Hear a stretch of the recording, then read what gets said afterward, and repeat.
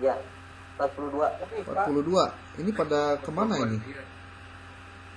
Boleh nanti dicatat Bu ini, Bu Ade atau yang kelas B-nya siapa? Kelas A-nya, tolong dibantu untuk mencatat yang tidak hadirnya siapa? Ya. Siap, sudah Pak Budoman. Ya. Oke. Saya akan perlihatkan sebuah contoh tesis yang boleh jadi ini bisa menjadi satu bagian dari cara kita untuk berikhtiar cara nulis teh kudu kumaha ya. Sebentar, saya buka dulu tesisnya. Tapi sebelumnya saya akan buka juga referensi terkait dengan buku pedoman. Jadi saya tidak mau berdebat dengan siapapun terkait masalah nulis teh nu bener nu kumaha. Nah, saya tidak mau lagi berdebat itu, Pak. Jadi saya baca anak dibalikin karena kita berpedoman pada buku pedoman penulisan tesis. Selesai. Tidak ada penjelasan yang lain-lainnya. Oke, nih. Metodologi penelitian. Tuh. Set.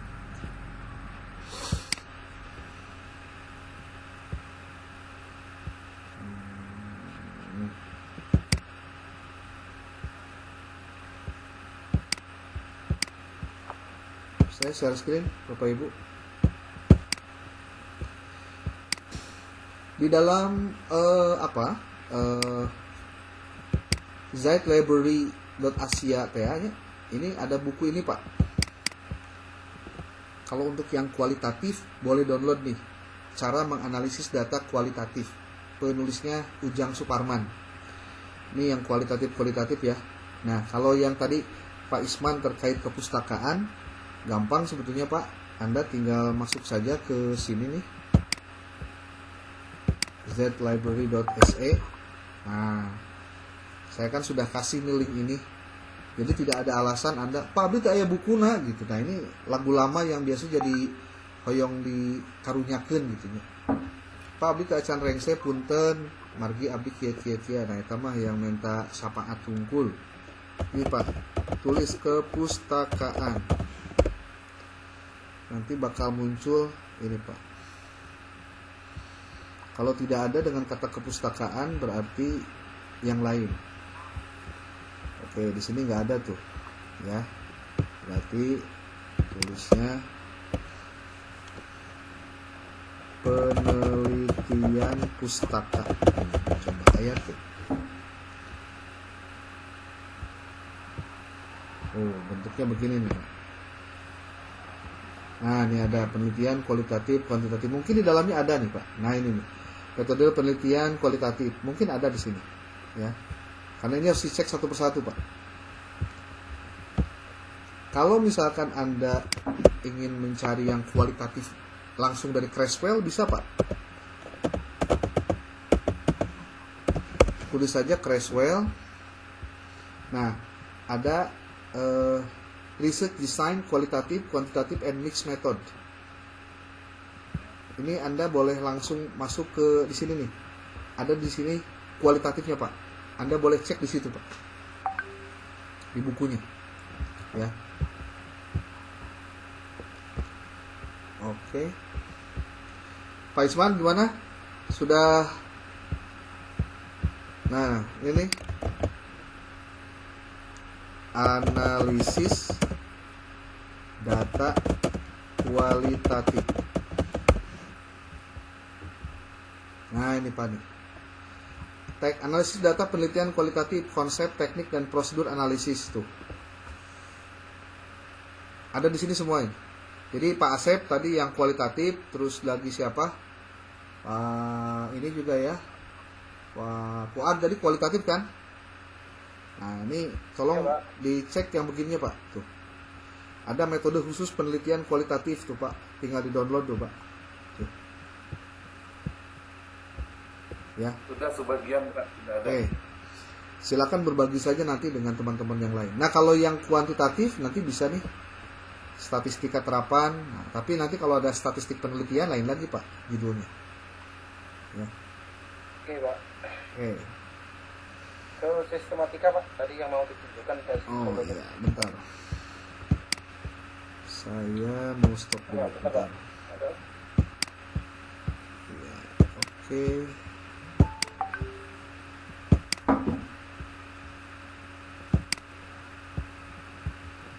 Buku pedoman terbaru.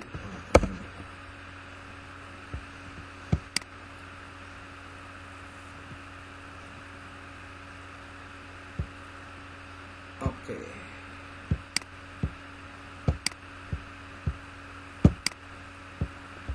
Ini Pak, sudah kelihatan ya? Ya. Sudah, Pak. Ini tentang isi usulan penelitian tesis. Nah, ini nih, saya berpedomannya di sini dulu saja. Saya tidak mau ngomong keluar dari alur ini. Jadi kalau Anda mendapatkan pandangan dan juga arahan di luar buku pedoman, itu di luar tanggung jawab saya, ya. Karena saya menjelaskan di sini saja dulu. Sini Pak. Judul penelitian berisi pernyataan yang spesifik, secara spesifik mencerminkan isi penelitian yang akan diajukan, mencerminkan konsep atau hubungan antar konsep dari gejala atau fenomena yang diteliti. Karakteristik berikut bisa dijadikan pedoman yang penting untuk mencari dan memilih masalah. Ini nih, penting dan layak diteliti, tersedianya data dan metode bisa diselesaikan dalam jangka waktu tertentu sesuai dengan ketentuan program studi, kondisi mahasiswa yang bersangkutan, sesuai dengan kemampuan dan minat serta bidang kajian yang ditekuni dan potensial bagi pengembangan lebih lanjut. Jadi kalau Anda kebetulan mendapatkan materi yang bagus, saya pikir ini jangan sampai disia-siakan. Ini harus jadi rencana untuk penelitian yang akan datangnya. Jadi jangan sampai punya pikiran begini, anu penting mah asal beres we, ai beres mah KBG bakal Pak, insyaallah mau aplikasi beres ya. Oke nih, coba dilihat latar belakang masalah. Latar belakang masalah penelitian atau research background adalah bagian pertama yang sangat penting dalam menyusun tulisan ilmiah. Latar belakang masalah sendiri adalah informasi yang disusun sistematis berkenan dengan fenomena atau masalah problematika yang menarik untuk diteliti. Ini Pak, ada istilah fenomena dan masalah yang bersifat problematik sebetulnya. Karena masalahnya nggak problem teh Pak. Masalah itu terjadi saat harapan ideal akan sesuatu hal tidak sama dengan realita yang terjadi. Pada latar belakang dijelaskan alasan mengapa masalah dalam penelitian ini ingin diteliti. Pentingnya masalah dalam pendekatan yang digunakan untuk menyelesaikan masalah tersebut, baik dari sisi teoretis maupun juga praktis. Nah ini. Tujuan paling mendasar dari bagian latar belakang dalam sebuah tulisan ilmiah adalah menarik perhatian sekaligus menyediakan informasi dasar yang terkait yang relevan dengan studi atau riset yang sedang dikerjakan. Membuat pernyataan dari pertanyaan pembantu riset merupakan bagian terpenting dalam latar belakang, sedangkan tinjauan pustaka diusahakan singkat dan padat. Oke, saya bacakan dulu semua nih yang pentingnya. Kunci membuat latar belakang masalah penelitian yang baik yaitu secara komprehensif peneliti merangkumkan penelitiannya. Jadi kalau saya boleh sebutkan nih sebagai bagian-bagian yang harus ada dalam LBM ya, komponen yang ada dalam latar belakang masalah. Yang pertama, bahwa Anda harus menampilkan yang namanya nih, coba lihat nih, informasi dasar yang terkait dan relevan dengan studi yang sedang dikerjakan. Berarti Anda harus tahu dulu dong, kira-kira di sini judul garis miring masalah, saya menyebutnya judul dengan masalah sama. Dari penelitian Anda apa? Ini dulu dikaji. Dari sini Pak, Bu, oke. Pastikan bahwa Anda tahu keywordnya apa saja dari judul tersebut. Kata kuncinya apa? Setiap kata kunci itu Anda cari referensinya. Jadi kalau misalkan kata kuncinya ada 5, berarti carilah dari 5 itu masing-masing 10 sampai 15 buah sumber.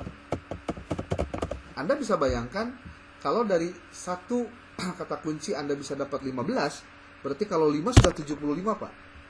Itu belum termasuk dengan sumber yang Anda pengen dapatkan pada saat Anda proses membuat gitu. Ya, membuat tulisan. Tadi di sini penjelasannya berkenaan dengan fenomena dan masalah problematik. Tapi di bawahnya nanti ada penjelasan lagi. Ini nih, Pak. Aspek normatif adalah kondisi yang seharusnya atau yang ingin dicapai secara ideal. Aspek normatif berarti Anda pastikan dalam latar belakang Anda ada aspek normatifnya. Itu satu nih. Yang kedua adalah ada aspek empiris. Nih, Pak. Oke.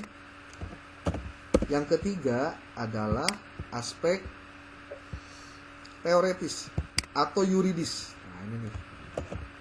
Saya coba kopikan dulu biar nanti pada saat Anda nulis kira-kira apa yang harus Anda siapkan. Aspek normatif. Kan penjelasan di dia, Pak. Apa itu aspek normatif? Di sini ada nih. Kondisi yang seharusnya atau yang ingin dicapai secara ideal. Berarti di sini bicara tentang hal-hal yang bersifat ideal.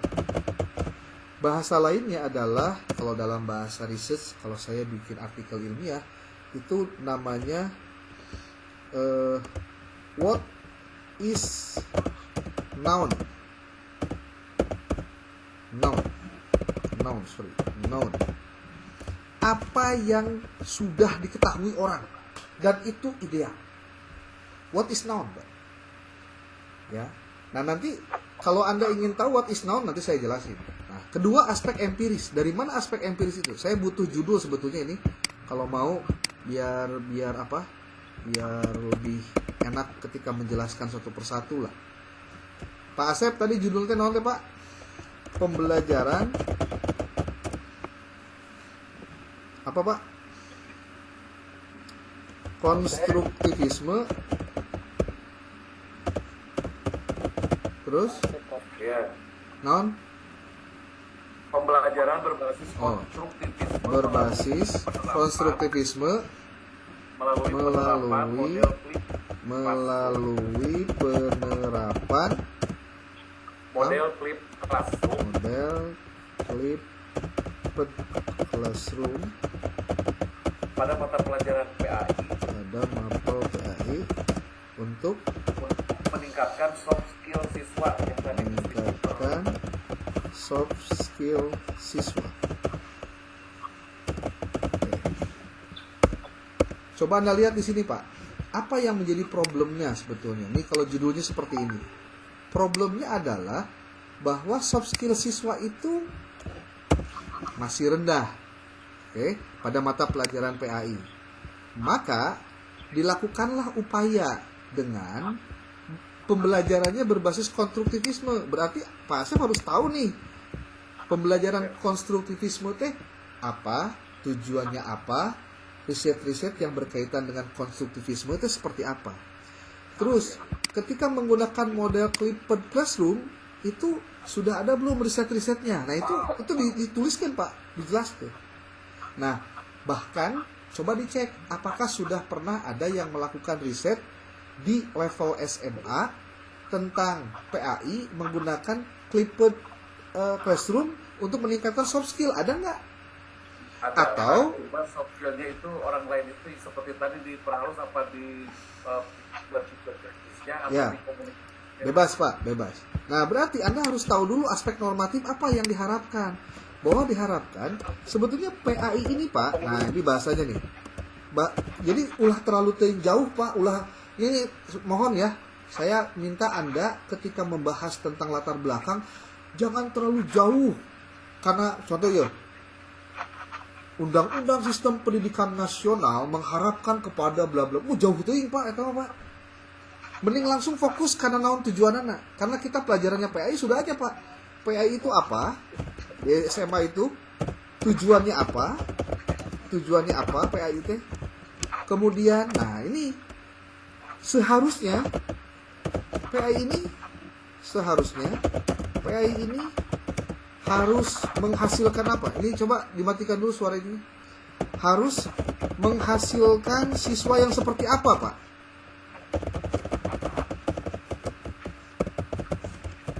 Berarti Anda harus menjelaskan juga pendidikan agama Islam adalah mata pelajaran yang strategis. Nah, gitu Pak. Dalam peningkatan kualitas sumber daya manusia, contohnya begitu.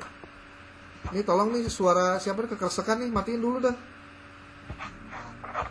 Pak Isman, Pak. Pak Isman coba dimatiin dulu, Pak. Ya.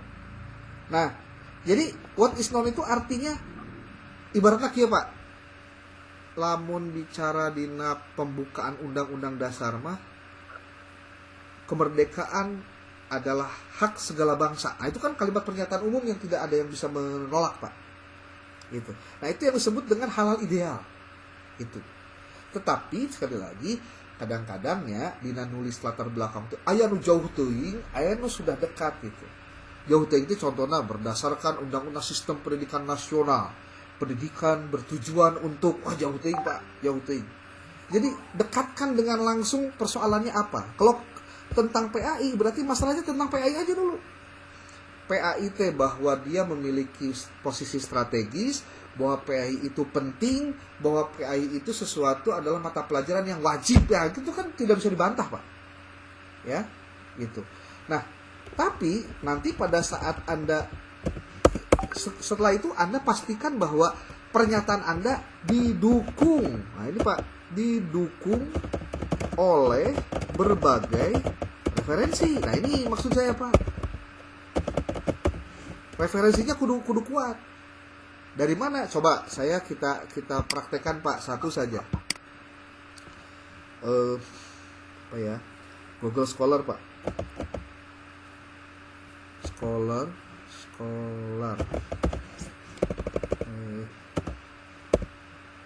Scholar.com. Perhatikan baik-baik, Pak, nih. Saya tulis ya.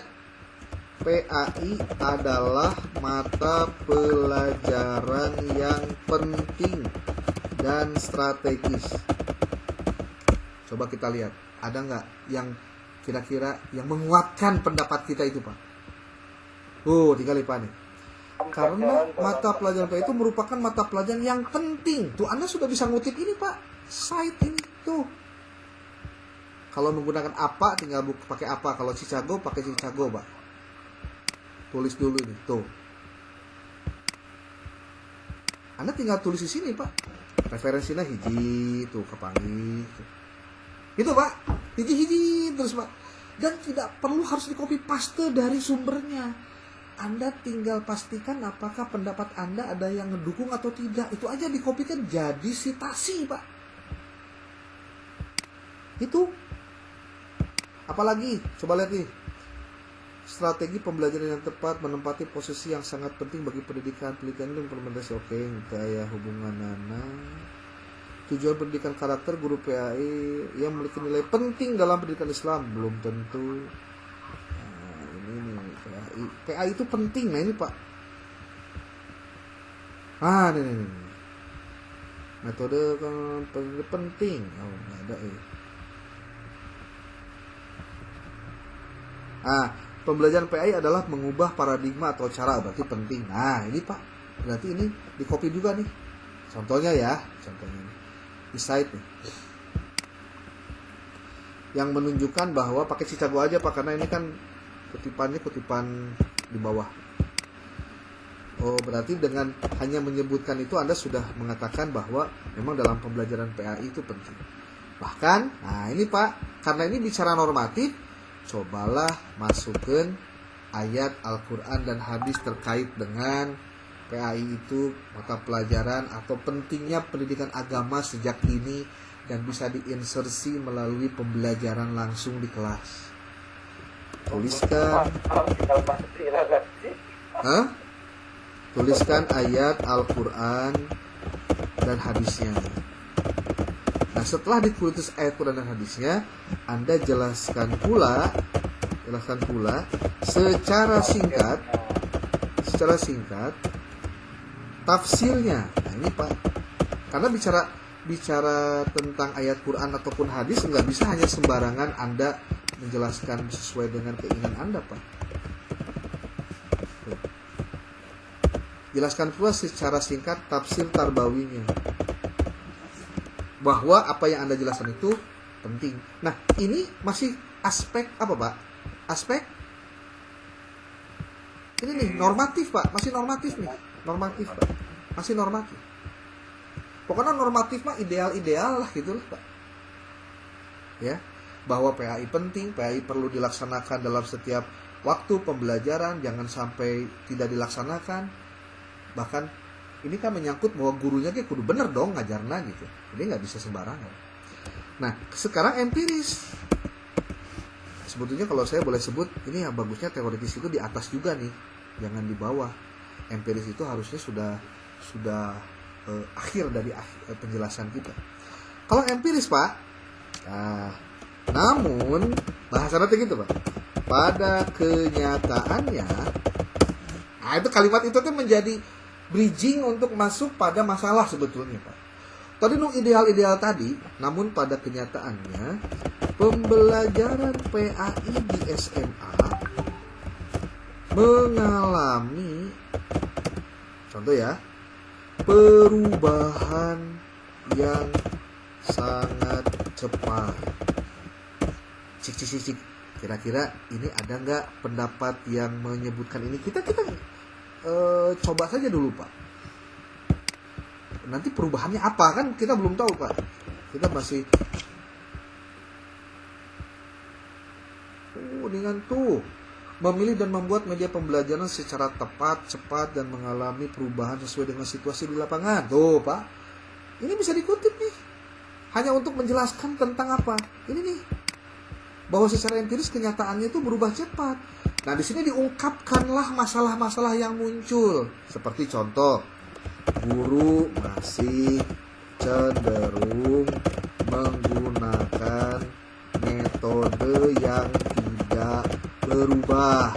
Tiba heula teh kitu we hungkul. Apakah ini masalah? Masalah. Coba kita lihat, Pak. Kita untuk guru masih cenderung teh ada teu sih revisi penjelasan yang ini nih. Tuh, Pak. Tuh. Guru sains fisika cenderung menggunakan metode ceramah. Pembelajaran berpusat pada guru cenderung membuat pembelajaran jadi begitu. Pokoknya guru tuh tidak menggunakan metode yang bervariasi lah gitulah. Cenderung tidak menggunakan, contoh ya, tidak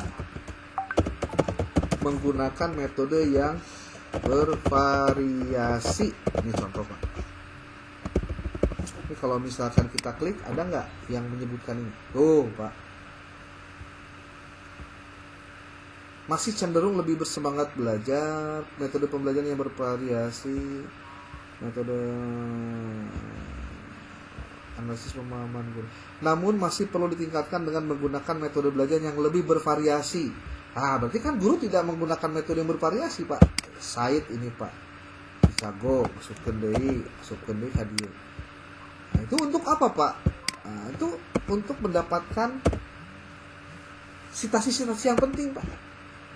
Dan kita tidak perlu membaca keseluruhan. Riweuh, Pak, nggak baca apa-apa mah ira hareup nyeun beres, beres proposalna maca wae mah. Kan orang katanya disuruh baca, betul, tapi membaca cepat, Pak. Apa yang harus dibaca? Kata kuncinya yang harus dibaca. Itu. Nih. Aspek empirisnya apalagi? Ini kan banyak, Pak. Masalah di guru PA itu banyak, Pak. Nah, kemudian berdasarkan teoritisnya, bener gitu ta. Bahwa guru teh wajib menggunakan guru perlu belajar banyak metode pembelajaran karena terkait kompetensi guru. Kompetensi guru itu sebenarnya, Pak, ya opat. Salah satunya ada kompetensi pedagogi. Coba cari PP nomor berapa, Permendiknas nomor sabaraha tentang pendekatan pedagogik. Ada nggak kewajiban guru untuk menggunakan model-model pembelajaran? Nah, itu kan yuridis Pak, mencantumkan itu. Betul nggak? Ya. Teoritisnya, bahwa guru ngajar harus sesuai dengan kondisi, ya. Bahwa guru harus mengajar dengan model yang bervariasi, iya. Teorinya tinggal disebutkan saja. Nah, nanti Pak, setelah masuk ke sana, Anda menawarkan solusi bahwa selama ini mungkin guru untuk memiliki bahwa soft skill itu masih rendah,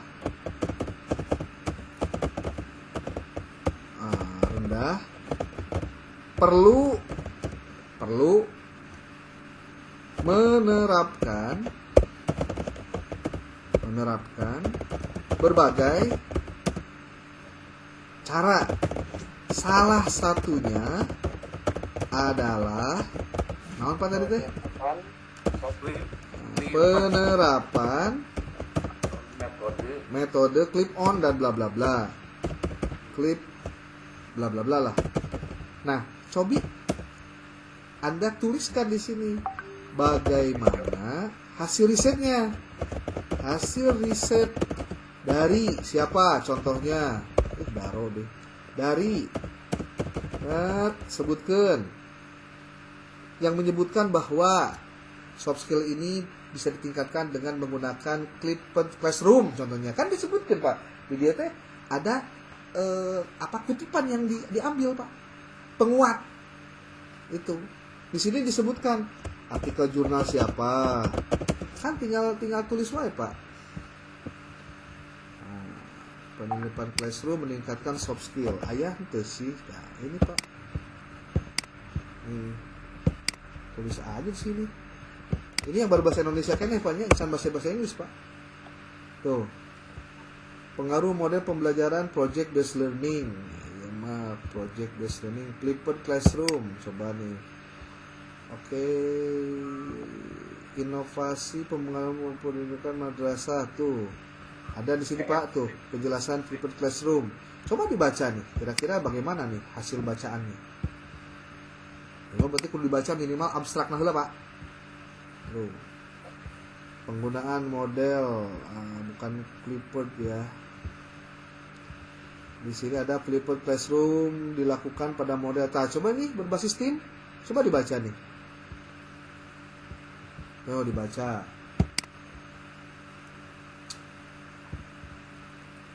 Tuh Pak. Inovasi pengembangan kurikulum pendidikan agama Islam pada madrasah dalam menghadapi era milenial. Ini bisa dijadikan sebagai referensi untuk Anda kutip dalam rangka penguat terhadap latar belakang masalah Anda Pak. Ini nih. Jadi membuat latar belakang masalah itu perlu didukung oleh berbagai referensi hasil riset yang kira-kira mendukung. Nah, termasuk Bapak Ibu, kalau Anda ingin mendapatkan sumber-sumber yang kredibel, tolong hindari penulisan bersumber dari sini nih. Dari Wikipedia Pak, tolong hindari penulisan mengambil sumber dari Wikipedia. Kenapa? Karena Wikipedia ini bukan sebagai referensi yang bisa dipertanggungjawabkan. Walaupun dia ada sumber-sumber yang ditulis, tetapi masalahnya siapapun orang bisa mengganti kapan saja dengan apa saja. Itu Wikipedia Pak. Contoh nih, Buya Hamka. Bentar. Lagi ngajar. Jalan. Tuh Pak, nih. Ini bisa diganti oleh siapa saja, kapan saja Pak. Kalau begini, tuh. Makanya jangan dipakai. Termasuk Pak, yang dari blogspot, ya. Itu artikel-artikel pribadi Pak, blogspot itu nggak bisa dipertanggungjawabkan. Kalau mau Anda ambil contoh dari Polri. Kalau misalkan Polri, ya. Website resmi polri.go.id. Anda ngambil tentang apa contohnya? Terserah, di sini ada apa ininya apa? Masalahnya hasilnya Pak. Yang bisa di-downloadnya banyak Pak di sini. Informasi apa saja nih ada tuh. Undang-undang, peraturan, informasi yang dikecualikan, apalah terserah.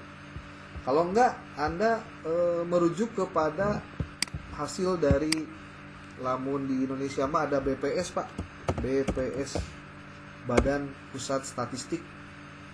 Nih, bps.go.id Pak. Nah, kalau Anda ingin mendapatkan tema-tema yang terkait dengan statistik, ini bisa diambil di sini nih.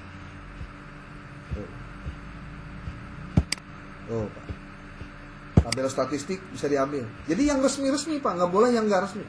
Ya. Kalau nggak berarti Anda cari yang berbahasa Inggris gampang. Apakah dari WHO atau UNHCR atau UN atau apapun, terserah lah. Nih kalau untuk kesehatan contohnya, kalau untuk pendidikan UNESCO Pak, UNESCO apa ya, UNESCO nih .org. Nah ini Pak, bisa diambil data-datanya dari situ.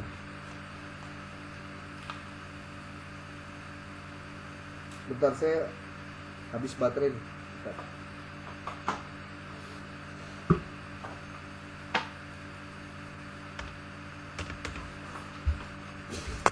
Atau kalau misal Anda ingin mencari data dari Kemdikbud Ristek gimana? Dari Kemdikbud ya tinggal tulis saja Pak di sini. Kemdikbud.go.id. Nah, nanti di sini ada pembagiannya. Anda mau lihat dari mana? Mau perguruan tingginya, mau sekolahnya, mau apa? Tinggal dibuka aja di sini Pak. Tentang data guru, data siswa. Kalau misalkan Kementerian Agama, karena Anda madrasah, tinggal buka kemenag.go.id. Sini Pak. Tuh. Nih, kemenag.go.id. Kalau Anda mau masuk ke bagian madrasah, berarti masuk ke Pendis Pak. Di sini nih. Ada layanan, ada berita, ada unit kerja. Nih, kalau misalkan pusat, klik pusat. Kalau Anda pengen informasi tentang Jawa Barat atau Sukabumi, Anda tinggal buka Kanwil. Nanti dari Kanwil itu nanti cari yang Kanwil Provinsi Jawa Barat contohnya nih. Nih, klik ini. Nah, jadi masuk ke sini nih. Apa yang Anda mau pengen dapatkan? Nah, tinggal klik di sini nih. Informasi. Tuh, informasi publik, informasi apa ada di sini semua, Pak. Data keagamaan. Kalau mau mencari itu jumlah PNS, jumlah apa, di sini ada semua, bisa dicek, bisa dilihat, ada yang bisa dilihat, ada yang belum ya. Tuh. Jadi pastikan referensinya harus mengacu kepada sumber-sumber yang bisa dipertanggungjawabkan. Ini sama juga nih, Kemristek. Pak, saya pengen mendapatkan informasi tentang pendidikan diniyah contohnya ya. Nah, kalau di Kementerian Agama, diniyah itu Anda masuknya ke PD Pontren, pasti Pendis tapi PD Pontren. Nih. Unit kerja pusat. Nanti ini pusat ya, nih. Kemudian ada Ditjen Pendidikan Islam. Oh, ini harus advance proceed insert. Sedang perbaikan benih, berarti nggak bisa dikaji, nggak bisa dilanjut. Oh ya, sedang apa, sedang maintenance. Kalau Balitbang dan Diklat nih, bisa tuh.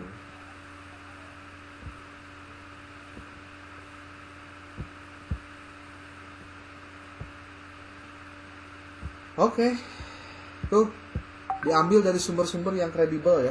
Pastikan itu yang terjadi dan itu yang dilakukan. Oke, ada yang mau disampaikan dulu? Luar biasa Pak. Pembahasannya daging semua. Jadi prinsipnya jangan mengambil referensi dari yang tidak jelas. Diambil dari lebih dalam lagi. ya. Pak, Ya, silakan. kan barusan dicontohkan mengambil dari contoh dari situs Kemenak gitu. Jadi ketika nanti mengambil informasi dari situs tersebut yang dicantumkan berarti linknya ya Pak? Ya, linknya Pak, linknya aja, gampang. Ya, begitu Pak. Ada lagi?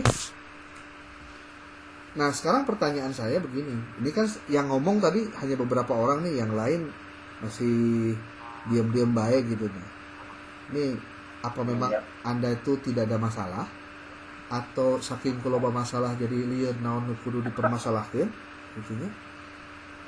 Atau memang belum move on can nulis ketik-ketik acan. Nah, maksud saya pastikan sudah menulis saja. Nah saya pengen Anda menggunakan ini contoh ya, contoh nih Pak Asep, saya pakai judul Anda jadi percontohan, nggak apa-apa kan ya? Pembelajaran berbasis konstruktivisme untuk penerapan model kehidupan soft skill siswa di SMA. Terima kasih kepada Bu. Semoga ditolak ya Pak. Ini Amin. coba saya bantu ini belajar menggunakan teknologi Pak. Kenapa? Karena dulu pernah ingat nggak ketika anak-anak kita atau kita sendiri dulu ketika ngitung pakai kalkulator dilarang, maneh pakai kalkulator bisi bodoh, ayeuna mah na HP Pak kalkulator teh gitu ya. Dulu juga wah cenah ada internet, ada YouTube, nanti bakal ada orang-orang yang bakal males lah atau kumaha ya, memang bakal muncul begitu, tapi selalu ada side effect dan insight yang lain. Jadi jangan khawatir Pak, jangan khawatir. Nah, termasuk menggunakan AI ini Pak. Ini contoh ya, saya menggunakan beberapa AI yang ada di sini nih. Saya hapus dulu yang saya tutup nih. Contohnya ada AI ini nih. AI ChatGPT dulu Pak. Kok ini?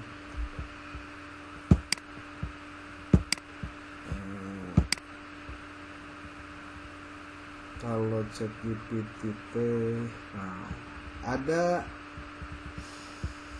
contoh ya.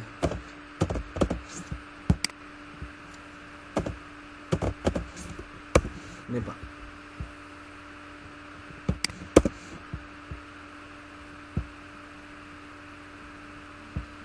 Ini belum login ya.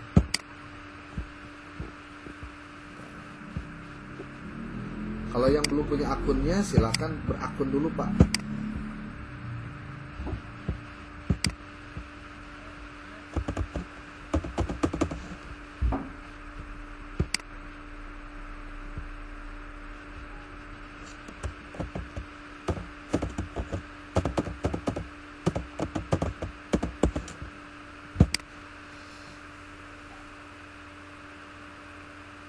Oh, sudah masuk nih di akun ChatGPT Pak. Minimal Anda menggunakan ini sekali lagi untuk kerangka saja, bukan untuk sekaligus diotomatiskan semuanya menggunakan ini. Enggak juga Pak. Enggak. Saya nggak recommended juga. Anda harus hati-hati.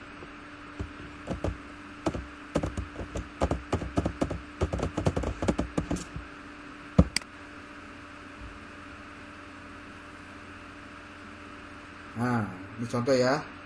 Asep tadi judul nanti naon teh. Ini nih. Pembelajaran berbasis konstruktivisme di SMA 1 Cicurug, Sukabumi. Perhatikan baik-baik Pak. Ini cara saya untuk menyusun latar belakang. Tulis di sininya Pak. Di naon teh. Ini. Judulnya dulu. Nah, tulis ini. Tulisnya begini Pak. Anda adalah seorang yang ahli tentang model pembelajaran. Diolah lah Pak ChatGPT ini.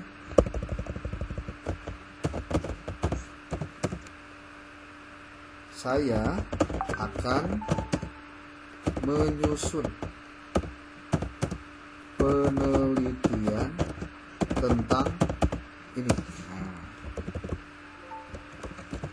Bantu saya membuat latar belakang masalah yang terdiri dari aspek normatif, aspek yuridis, garis miring teoretis dan aspek empiris. Nah, coba kita lihat. Tuh, ini harus dikembangkan. Tidak bisa tidak dikembangkan. Ini hanya bagian dari cara kita untuk mendapatkan gambaran gitu Pak. Ini belum pakai referensi-referensi belum. Nih. Apakah ini betul? Belum tentu Pak. Perlu dibaca dulu. Nah, pendidikan agama Islam merupakan mata pelajaran yang sangat penting dalam kurikulum pendidikan Indonesia. Tuh, tinggal dicari yang ada referensinya Pak. Ya kan? Namun tantangan nyata muncul dalam mencapai tujuan tersebut, terutama mengingat perubahan dinamis dalam paradigma pendidikan dan tuntutan globalisasi. Saat ini model pembelajaran konvensional yang dominan di banyak sekolah belum sepenuhnya mendukung pengembangan soft skill siswa secara optimal. Tuh, apakah ini tidak membantu kalimat-kalimat begini Pak Asep? Soft skill seperti keterampilan berpikir kritis, kerjasama, komunikasi interpersonal menjadi kunci penting dalam penyiapan siswa menghadapi tantangan dunia nyata. Nah, ini tinggal ditengah referensi Pak. Oleh karena itu diperlukan inovasi dalam metode pembelajaran PAI untuk meningkatkan efektivitas pengembangan soft skill siswa. Aspek yuridisnya, nih ada Pak. Secara teoritisnya ya di sini. Aspek empirisnya ada juga di sini. Walaupun ini belum lengkap, saya bilang ini belum lengkap, ya. Nah, ini yang gratisan Pak, bukan yang berbayar Pak. Ini yang gratisan. Saya akan coba ini masukkan kalimat ini ke AI yang lain. Saya ambil AI-nya Bard. Ada Bard Pak. Bard itu punya Google, ya. Nih. Nah, tinggal tulis aja Pak di sini. Nih, tinggal prompt-nya apa? Tulis aja sini, kopikan yang tadi Pak. Coba kita lihat jawabannya kumaha. Ini masih ngahulang Pak. Masih membaca. Oh, aspek normatif. Oh. Malah di diaman normatifnya disebutkan undang-undangnya Pak tuh. Ayat. Teoritisnya ada tuh beberapa keunggulan. Tapi ini belum pakai referensi Pak, belum. Anda harus cari referensinya. Nah, tiap AI itu punya berbagai macam kelemahan dan kerugian, kelemahan dan kelebihan, ya. Jadi nggak bisa dipakai semua itu. Di sini ada lagi kesimpulan tuh, Pak. Tuh ada file-file ini. Nah, sekarang kita gunakan AI yang lain Pak. Menggunakan teologis ya Pak? Oh, belum. Saya belum cantumkan ya, belum pakai ya, belum. Itu sebetulnya kalau teologis itu masuknya di teoritis juga bisa masuk Pak. Pokoknya hal-hal yang ideal, normatif. Di normatif. Nanti kita pakai aja Pak. Bentar, saya sekarang pakai Perplexity Pak. Perplexity T ini kalau nggak salah. Oh iya, perplexity.ai. Nah. Ini buat anda yang sekarang lagi mau ngerjain tesis, kalau nggak ngerti yang ginian pasti nulisnya lama Pak. Encan mah urang macan, encan mah urang teu ngarti, bari telebananya, riweuh Pak. Enak mah kudu udah kreatif Pak.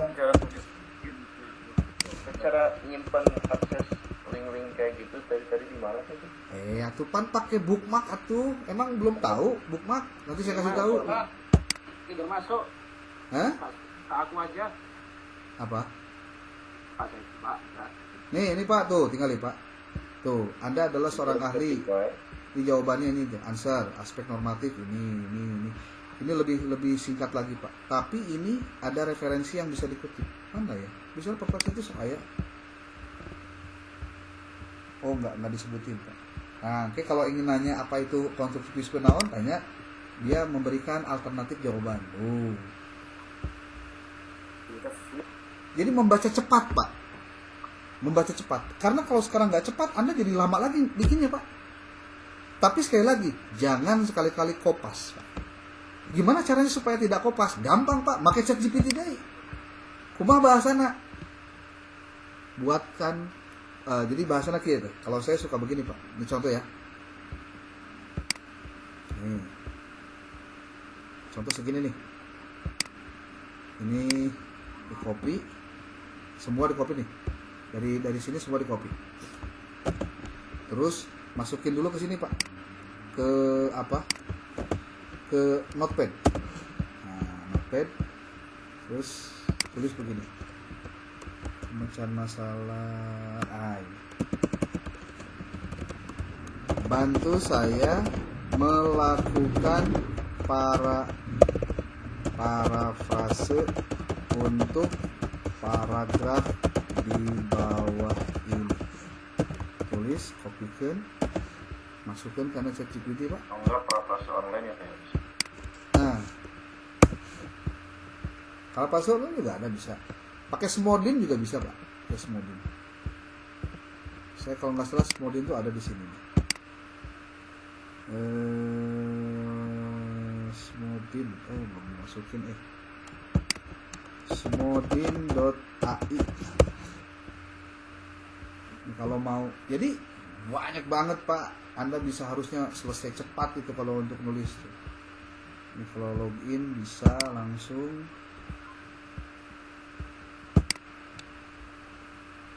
Konsepnya udah ketalar nggak sih? Ya udah. Hah? Konsepnya udah kataran, tapi nanti aja lah. Ya, bisa meren. Nggak sih, itu bisa. Salah. Ya, bisa Pak. Nah, mana sih? Oh, di sini. Rewrite. Nah, ini Pak. Tinggal tulis di sini. Nanti dia outputnya kayak gimana tuh. Tapi ini tuh dibatasi hanya 1000 kata Pak. Jadi wayahna kudu hapus karena gratisan. Kalau pengen bayar ya harus pengen tidak ini ya harus bayar tuh. Yang berbayar. Makanya seuprit Pak.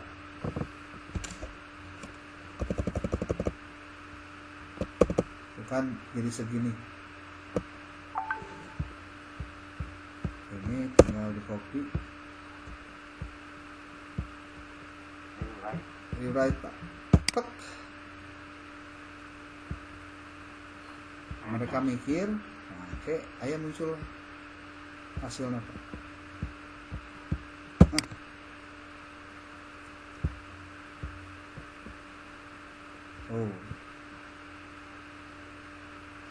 Oh mas, luar biasa. Ini apanya?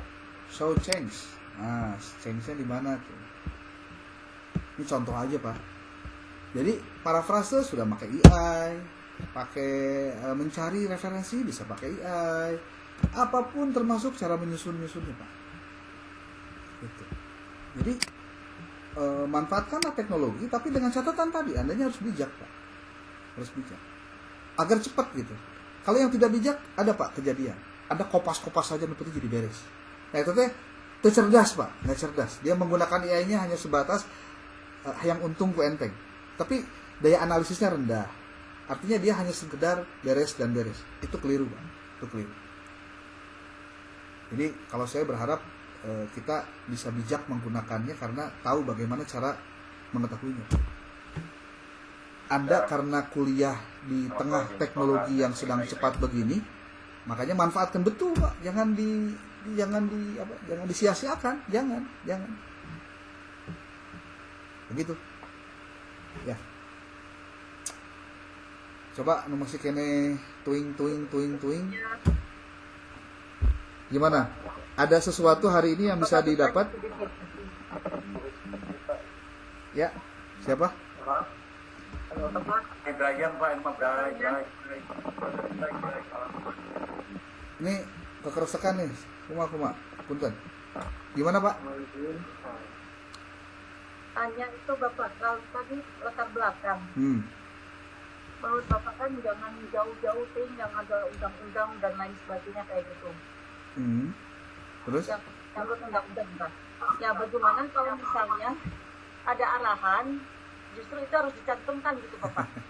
10 lembar Pak. Ya, kalau itu terjadi Bu, sebetulnya mudah saja.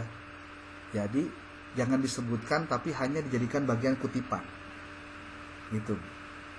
Bahwa pendidikan adalah penting.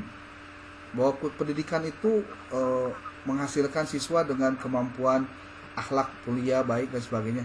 Itu jadi kutipan Sisdiknas nomor sekian gitu. Jadi bukan menurut undang-undang. Nah, jangan kata-katanya jangan menurut undang-undang. bahwa cantumkan misalnya kayak gini nih Pak, dalam undang-undang nomor sekian tahun sekian tentang Nah. anu bla bla itu tidak boleh. pastikan tidak dikutip itu. Jadi maksud saya begini, ibu mah tinggal tulis apa sih isi itu teh, dan ibu ngutip dari mana, tinggal sebutkan rujuk di bawah, kan begitu Bu. Itu untuk apa maksudnya? Untuk agar tidak terlalu rigid Anda menuliskan di dalamnya.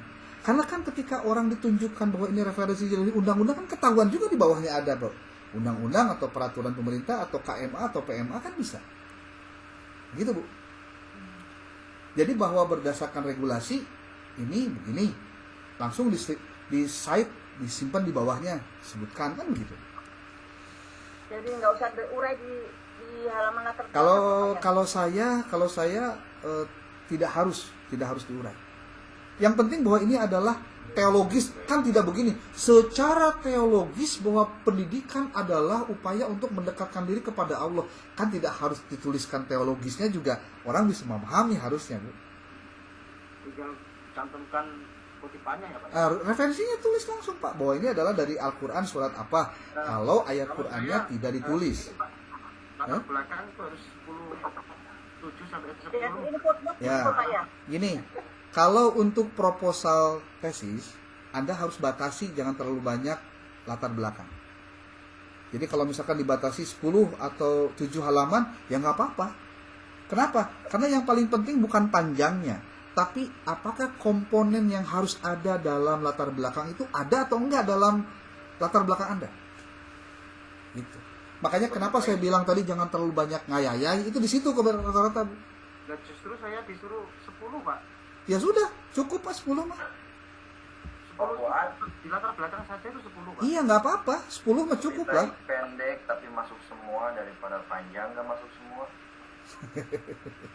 Nah, itu kan sudah jelas. Jadi Pak Fuad, kalau disuruh 10, ya sudah, berarti pastikan semua komponen di 10 halaman itu ada Pak. Nah, yang paling penting dari semuanya nih Bapak Ibu, ketika Anda mau mencantumkan di latar belakang masalah, apalagi penelitian lapangan, Anda harus mencantumkan studi pendahuluan. Saya akan coba bantu share screen ya, yang pakai Pak Asep ini tadi lah. Nih Pak, pakai chat GPT. Nah, saya mah gitu aja Pak, memudahkan caranya. Jadi sana kita.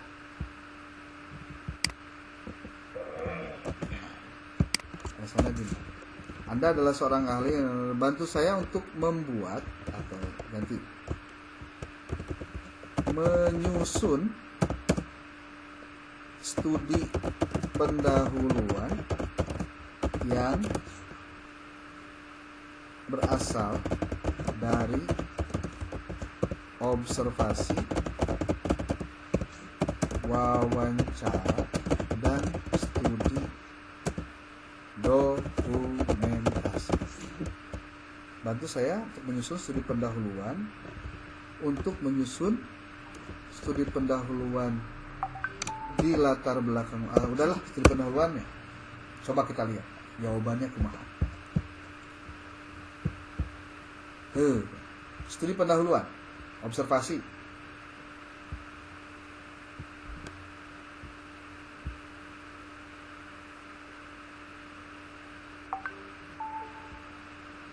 Nah, ini sudah ada Pak. Minimal Anda sudah tahu nih. Kira-kira Pak Asep, Anda kan kualitatifnya lapangan nih. Anda berarti kudu boga data observasi, kudu punya data wawancara, dan harus punya data studi dokumentasi terkait dengan masalah tentang riset Anda. Nah, iya, kira-kira penjelasannya ini nih tuh. Langkah-langkahnya apa saja. Ini datanya harus masuk di latar belakang masalah, Pak. Jadi, kalau ditanya begini nanti, kalau dalam hasil riset, dari mana Anda tahu bahwa di sana ada masalah? Oh, saya sudah melakukan studi pendahuluan, Pak. Nah, gitu. Berdasarkan studi pendahuluan bahwa teridentifikasi di lokasi penelitian masalah yang saya kaji ada relevansinya di lokasi penelitian itu. Itu jawabannya, Pak. Jadi ulah tika kieu. Dari mana Anda dapat? Dari mana? Kenapa Anda lokasinya di situ? aduh kalau resan Pak eta teh bumina lokasina sareng bumi teh caket jadi abi terkena ongkosan. Jadi kan lumayan Pak ngirit-ngirit. Nah itu teh bukan jawaban ilmiah Pak. Jawaban begitu. Jadi hindari jawaban yang begitu gitu maksudnya. Jeung Anda punten ketika nanti sidang ulah punten. Ulah cengengas-cengengis tepuguh dan jangan dijawab dengan senyuman. Awas. Contoh ditanya ya, dia bisa nggak jawab, senyum, seri gitu tanya seri koneng teh. Jangan Pak, jawab aja. Karena penguji tidak butuh senyuman Pak, butuh jawaban. Ada. Jangan ketawa Pak Fuad. Pak, jawab. Senyum kepalsuan. Saya membayangkan Bu Ira. Apa Pak Kiai? Pokoknya ulah punten jangan sampai nganggap ujian itu apa ya? Main-main ya? Ya jangan main-main Pak, bener. Nggak boleh. Pastikan bahwa Anda itu memang lagi ujian. Serius Enggak, Pak. ya? Serius aja, serius. Serius itu artinya gini. Yakin? Apa yang ditanyakan itu yang dijawab. Yang nggak ditanyakan jangan dijawab. Ya iyalah. Jangan menjawab sesuatu yang tidak menjadi substansi pertanyaan. Itu dari mulai sekarang saya ingatkan itu Pak. Ya. Jangan lagi sidang ajak main ludo. Catatan hari ini, jangan. Kenapa? Supaya Yang Anda maju. teruji secara mental memang siapa. Jadi model tadi pertanyaan Pak Cecep, kumaha carana nyiapkeun mental? Ya urangna kudu fokus Pak terhadap apa yang kita kerjakan. Prinsipnya satu, siapkan referensi-referensi, baca dengan cepat, kutip cepet-cepet, analisisnya buat, itu Pak. Jadi lamun ayeuna kita selalu ngahuleng, bingung, tapi digawean teu Pak, ngetik teu, muka laptop teu, ari kumaha beresna. Kalau belajar cepat, kalau baik di metode yang diajarkan, gimana Ustaz? Ternyata Kumaha Pak? cara belajar cepat menguasai metode yang Bapak ajarkan. Betul. Ya kudu diulang-ulang sih Pak. Saya kira itu sabab sering disampaikan dan diulang-ulang gitu maksudnya. Sering bertemu. Prinsipnya when you repeat you are an expert Pak. Ketika kita ulangi maka kita akan jadi ahli. Dan banyak maksiat Pak saya. Jadi Pak, pastikan apa yang belum kita bisa dilatih terus-terusan, nanti juga pasti bisa Pak. Kalau hari ini kita ngomong aduh Pak susah, ya karena baru pertama kali, baru sekali Pak. Makanya belajarnya jangan berhenti, buka lagi, latihan lagi, gagal lagi, latihan lagi, terus begitu Pak. Insya Allah bisa Pak, sekali lagi bisa. Kegagalan kunci dari kesuksesan. Ya pokoknya mah harus pokoknya jangan berhenti usaha Pak, jangan berhenti usaha. Kalau Anda berhenti ya sudah semuanya selesai gitu. Tolak dukun bertindak ke terus. Ya Ibu Pepi ya jangan senyum wae nya, pokoknya kerjakeun senyumin lah. Pokoknya lain berarti teu butuh senyuman da senyum wae mah bingung atuh ngajawab henteu. Hah? Kenapa? Enggak sampai proses matematika ya malam ini. Nah itu dia, karena waktu juga mungkin, karena tadi kan banyak praktik-praktik. Tapi gini, saya mungkin bisa sistematika ini sebetulnya gampang-gampang aja sih. Ya. Pak dosen, Ya, tapi kalau saya mah bukan hanya serius ya? nggak tahu tuh. Pasti nanti serius kan ya? Kelihatannya juga pasti serius nanti juga. Ya, ya. Mudah-mudahan sesuai harapan. Ya. Amin. Oke. Maksud kumaha ada boleh? Oke. Ya, kalau gue kan orangnya serius, insya Allah sih yakin. Gitu. Paling begini Ya, Pak. pakai senyum Halo, gitu. Anda, Bapak Ibu, hari Jumat depan, kalau boleh nih, kalau boleh, saya nanti akan kirimkan satu link yang Anda silahkan kirimkan link itu untuk cek similarity Pak. Saya minta cepet-cepet kirimkan itu, nanti akan saya bacakan, nanti akan saya koreksi apa yang kurang dari tulisan Anda. Oke Pak, siap. Ya. Nanti saya akan kirimkan linknya. Nanti Oke, Gas. nanti coba kirimkan juga ke pasca.mulyawan77@staysamsululum@ac.id. Itu untuk kirim file Word-nya. Nanti saya akan koreksi secepat yang saya bisa untuk Anda. Malam ini dikirim. Ya, Boleh. Malam Saya ini dikirim langsung. Pak. boleh. Link Turnitinnya saya kirim belakangan ya. Saya kirim belakangan. Tunggu sebentar. Saya harus bikin dulu linknya. Gimana ya Pak ya? Saya baru beres covernya Pak, bisa cek Turnitin. Orang itu Masa cover doang, Pak? Sombong amat. semprul Pak orang itu Pak. Proposal tesis. Oke nih. Bentar. Saya coba buatkan linknya. Edit. Oke, bentar. Ini tanggal mana ya?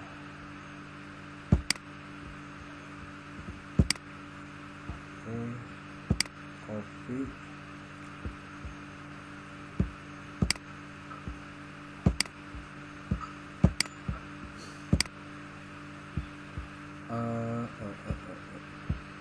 Pokoknya seminggu hamin sidang begadang terus bedah tesis. Itu Bapak aja saya full aja kali. Aku sama Bu He supaya semangat. Oh. Proposal tesis. Sama Bu Pepi weh. Short it. Saya kirim di grup ini ya, di grup apa? Di grup kelas. Link Turnitinnya sama alamat email untuk ini. 3B sama berapa sih? 3B. Ini untuk link Turnitinnya ini. Kemudian emailnya ke sini.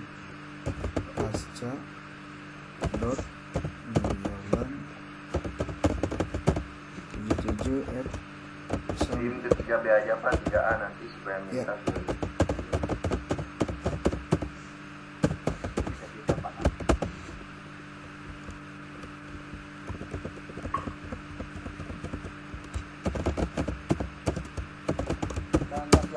Baru jangan-jangan pada tidur ini. Nggak jadi. Pasarean nggak ada apa aja. Baru jam 9 kok, betah ya. Oke, sudah dikirim tuh.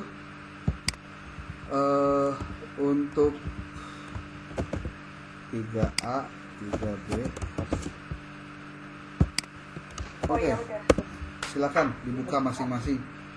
Untuk artikel, proposalnya dikirim ke 2 link. Satu link Turnitin, satu lagi ke email. Gitu. Oke, Ibu Bapak, terima kasih. Sementara itu dulu saja hari ini. Sekali lagi mohon maaf, saya dalam kondisi tidak sesuai harapan harusnya hari kemarin, tapi bisa dilakukan sekarang. Mudah-mudahan tidak mengurangi semangat kita, dan mudah-mudahan hari ini Anda dapat sesuatu ya, walaupun sedikit ya, walaupun sedikit. Ya, Pak, banyak. Terima kasih. Sangat. Ya, oke. Billahi taufiq wal hidayah, wallahu muwaffiq, wallahu muwaffiq. Assalamualaikum warahmatullahi wabarakatuh. Waalaikumsalam. Waalaikumsalam.